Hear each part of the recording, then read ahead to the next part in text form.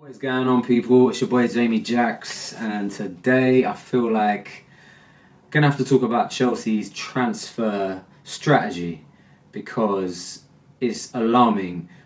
The way that we're moving in the transfer window has really made no sense whatsoever. I don't know if we're coming or going, what players we're bringing in, what players are leaving the club. It just doesn't really seem to be any certainty. I feel like all the tabloids this summer have had a field day with this Chelsea news and this Bowley takeover. And to be fair, I was quite pessimistic about this transfer window. I didn't feel like we'd get our shit together in time for us to really acquire the players that we needed and the right kind of players. And I feel like that is true and false at the same time. I'm really pleased with the signing of Koulibaly, Sterling, and Carney. I can't say his surname yet. Haven't heard it pronounced properly. So I'm just going to say Carney for now. The young Aston Villa man. And Chslea is a good backup goalkeeper, I guess. I really don't know much about him. I'm going to have to see him, watch a highlight reel or two, or see him in action, hopefully when he comes back from his loan move from Chicago Fire in January, which I believe is when he returns. And Cucurella, I'm happy about the Cucurella signing. However, it doesn't scream. It does seem a bit of a weird buy, seeing as Manchester City wanted him and we decided to pay what Manchester City wouldn't. But those signings are not horrible signings. They aren't necessarily the signings we're screaming out for. And so I'm starting to feel like, are we sort of just throwing money trying to cover up the holes in our squad and not really having a strategic scouting plan? I felt like what I really enjoyed under Lampard was there was a plan for the players that we were trying to acquire, and it felt like that transfer ban that we had was a blessing in disguise because we were able to just deal with the players that we had, grow some of the talents that we had from our academy, and it completely revolutionised this team. And we went on to win the Champions League 2 years later. And that is probably one of the best ways we could have moved forward at that time. Now it's a different case, it's a different scenario, and I'm not sure what strategy we should be taking and what we are actually doing. So I'm a bit confused about where we're going with the players that we're linked with. Aubameyang, Anthony Gordon and Fofana. First of all, Aubameyang, I'm not mad at all at the Aubameyang rumours and the potential link that we're gonna get this deal over the line. He's a prolific goal scorer. Yes, he is clocking on a bit. It's not a long-term solution. I wouldn't feel like we can find a long-term solution this transfer window. I feel like strikers, a number 9, is a very difficult thing to go out and attain in this day and age. All the best number 9s are gone. Haaland, Nunes, or they're locked down at their club on long contracts, and they are pretty much virtually impossible to prize away from their team.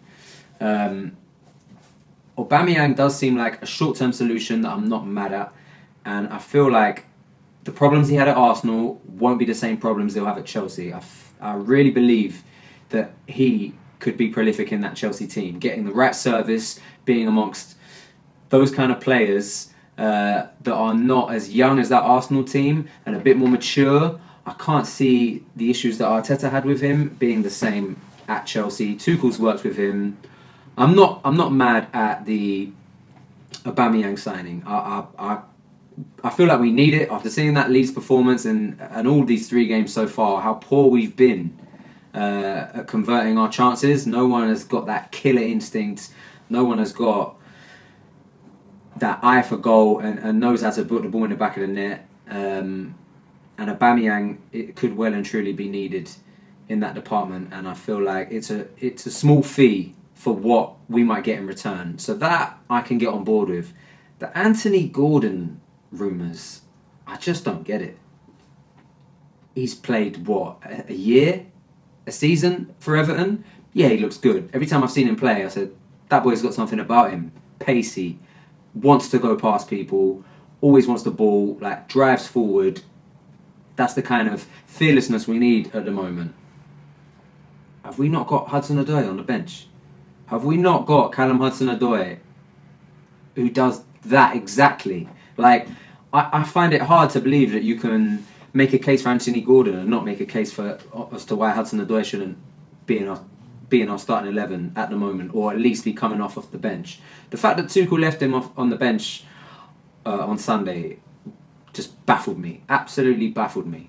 And he brought on Pulisic and Ziyech, who are clearly disgruntled and are having problems with him and at Chelsea at the moment. You know, they don't look like they want to play. Like, I get Pulisic's frustration. I mean, he gets injured though, and he sort of loses his way in that team. But for me, with our current squad, well, perhaps before Sterling arrived, Pulisic was definitely in our strongest 11. But he has missed a few chances when he's been included in our starting 11. It is a bit harsh. I understand Pulisic's frustration to some extent. Ziyech, on the other hand, he's a luxury player, isn't he? He's a luxury player. He's got a fantastic ability on his day, but in the Premier League, those days come up fast and thick, and you need to be on the ball more and well up for it every weekend. You know, we can't just have a great game every 4 or 5 games. You know, you've got to be performing at a consistent basis, and I just don't feel like we're getting that with Ziyech. So it's a weird one with our current squad.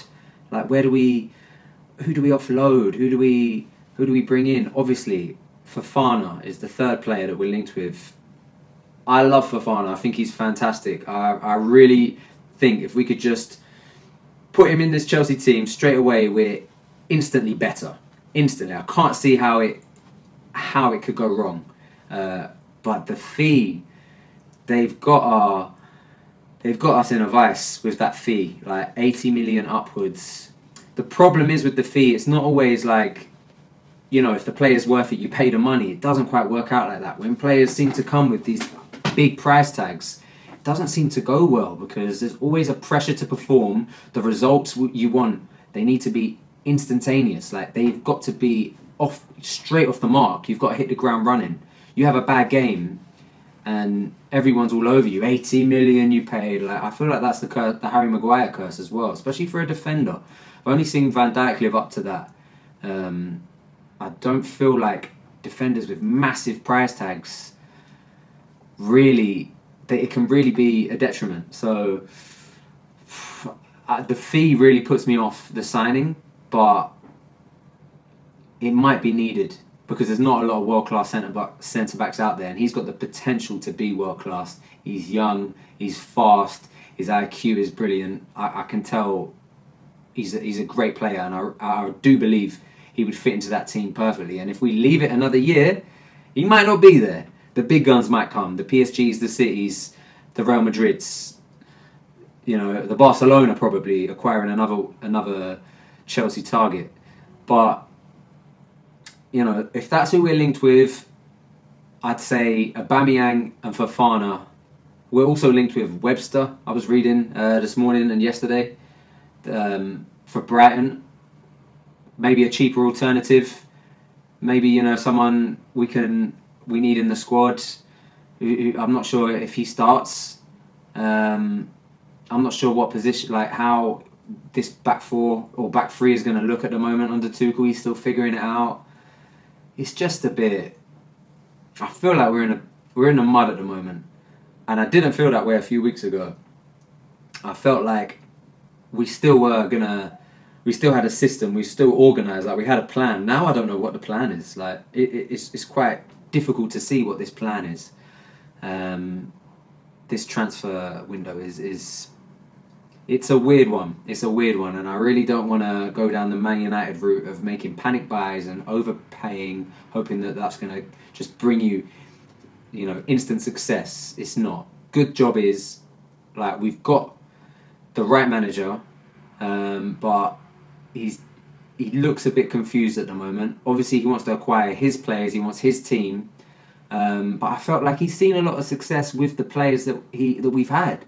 But somehow, like, bridges are getting burnt a bit. Like, some players are coming out and talking, and it's like, first it started off with Lukaku, and then Timo Werner, after all the faith we showed in him, and all the chances that he missed, absolute sitters, and we've stuck by him. Yes, we've, like, aired our frustrations out. Like, what fan of a team wouldn't? But at the end of the day, we still, Timo sing all the games and encourage. And he goes out and he talks about how, like, he's frustrated and he's not happy at Chelsea. And then we sell him, Tuchel, that's it. Like, clean break. It seems like Pulisic and Ziyech, that's going to be a similar story. And these were supposed to be our 3 signings that were going to, like, really change this team. And now to just see them burn bridges with the manager, and for them to just be discarded so quickly, it feels weird. I'm ready to let go of Hakim Ziyech. I think it's not going to work out in the long run. And if he's not happy, I don't think he's got a place in that starting 11. And if he wants to play every game, then fair play. But Pulisic, I'm not. I feel like we can't be offloading Pulisic yet. Surely. But let me know what you guys think.